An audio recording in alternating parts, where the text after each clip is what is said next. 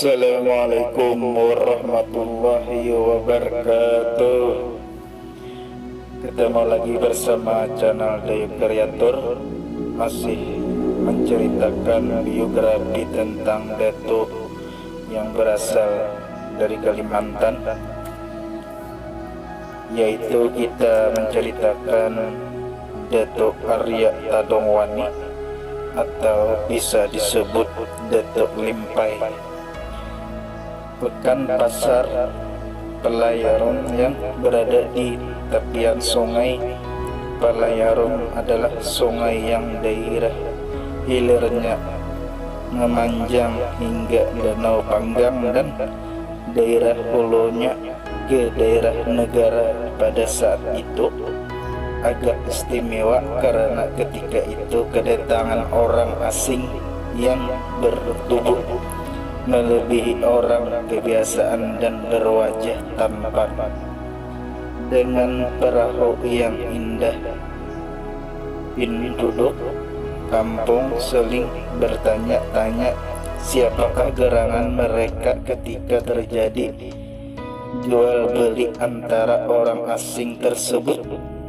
Ketika terjadi jual dengan seorang pedagang tersebut dengan penuh hormat bertanya kepada orang asing tersebut, "Tuan, kalau kami tanyai sesuatu yang bukan-bukan, kami akan kadal tentunya Tuan juga demikian." Namun hasrat hati yang tak bertahankan lagi setelah melihat Tuan.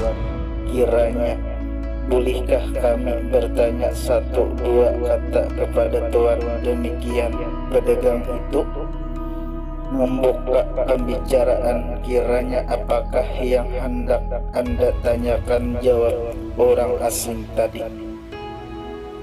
"Hendak memaknai kiranya gula," pergi tanya pedagang itu. "Gula adalah sebutan untuk orang yang dihormati. Kami hendak menemui keluarga yang tinggal di Sungai Jaring," jawab orang asing yang bertubuh besar itu. Jarak Sungai Jaring sangat dekat dari sini, namun jalannya becek karena letaknya berbeda di dalam hutan, sahut pedagang tadi. "Sebenarnya gula berasal dari mana?" tambah pedagang tersebut. "Kami datang dari daerah hilir," jawab orang tersebut dengan singkat. "Kami mohon maaf karena terlalu banyak bertanya-tanya," kata pedagang dengan agak malu. "Tidak mengapa, Bang Sanako. Kiranya apakah yang lagi yang hendak engkau ketahui?" tanya seorang asing. "Mohon maaf, Gulu, siapakah gerangan nama Gulu?" tanya pedagang tersebut. "Namaku adalah Datuk Arya Tadongwani dan itu adalah istriku Datuk Limpai Susuk," jawab orang tersebut. Memperkenalkan namanya dan nama istrinya. Setelah terjadi perkenalan itu, Datuk Arya Tadongwani mengucapkan salam dan meninggalkan pekan Palayaron. Bermegang minggu sudah Datuk Arya Tadongwani dan istrinya berada di Sungai Jaring. Keadaan demikian membuat Datuk Arya Tadongwani membuat keputusan untuk menetap di daerah tersebut.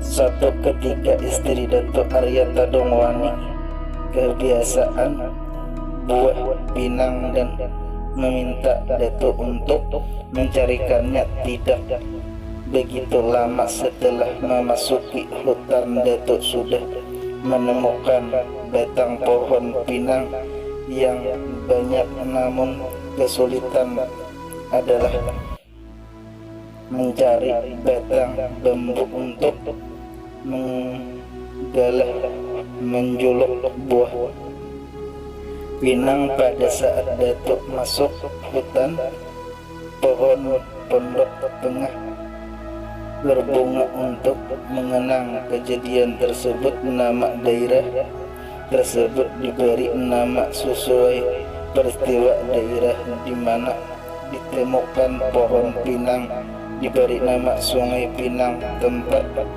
Datuk mengambil bambu disebut Jujuluk dan hutannya dinamakan Hutan Pudak. Ketika berada di daerah Jejuluk, Datuk Arya Tadungwani berpikir untuk menatap dan membangun rumah serta tempat pertanian. Datuk membangun perumahan sesuai dengan adat Banjar, namun dengan pedagangnya penambahan, yaitu benturan ambin sayap, ambin tengah, ambin atas, ambin dalam, sudah taweng halat ujung sebelah kanan, ujung sebelah kiri, dan puduk jeruk. Di rumah baru itu, Datuk Limpai, susu istri Datuk Arya Tadungwani, mengajarkan kepada masyarakat sekitar cara menganyam dan juga cara memasak panganan yang sekarang lebih dikenal dengan istilah wadai khas Banjar 41 macam. Dan satu Arya mengajarkan cara membuat berbagai peralatan baik pertanian rumah tangga, berburu, alat untuk menangkap ikan dan mempelajari mengolah makanan, dan juga mengajarkan cara membuat ayunan, topi, tikar, dan lain sebagainya. Secara Datuk mengajarkan ilmu bela diri dan olah tubuh.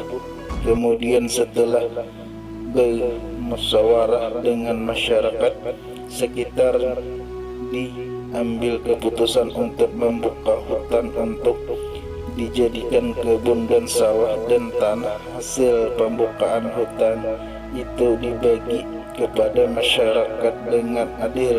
Pada tahun 1857 ketika terjadi pengantian Raja Banjar Belanda yang pada awal keberadaannya mereka di Kalimantan hanya untuk berdagang, ikut memasuki gelanggang politik dengan melicikan Belanda, terpilihlah yang bukan pewaris tahta kerajaan Banjar, yaitu Sultan Jadilah 11 Juni 1860 terbitlah maklumat Belanda yang menyatakan kekuasaan mereka di tanah Banjar. Maka Datuk Arya mengumpulkan teman-temannya untuk melawan Belanda yang tersebut kekuasaan di tanah Banjar. Ketika Belanda ingin memasuki daerah Pelajau, maka mereka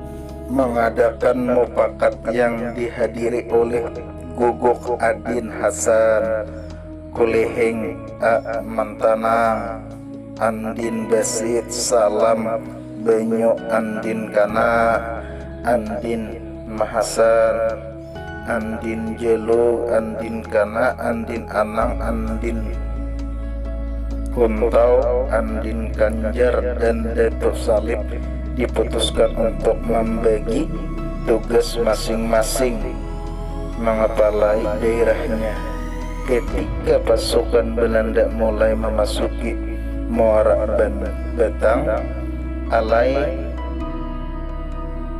papas sungai di daerah Pamangkih diberi jebakan untuk menahan laju pasukan Belanda karena pasukan musuh yang besar. Mereka bersepakat untuk menghadang Belanda di daerah Sungai Simpor, sebab daerah tersebut sangat menguntungkan bagi pejuang. Setelah sekian lama bertempur dengan Belanda, baik menang maupun mengalami kekalahan pada hari Senin Agustus 1860 Datuk Arya Tadung Wani berpulang ke rahmatullah dan dikebumikan di Jejuluk Pelajau Hulu. Nah, mungkin sampai di sini aja cerita tentang Datuk Arya Tadung Wani. Assalamualaikum warahmatullahi wabarakatuh.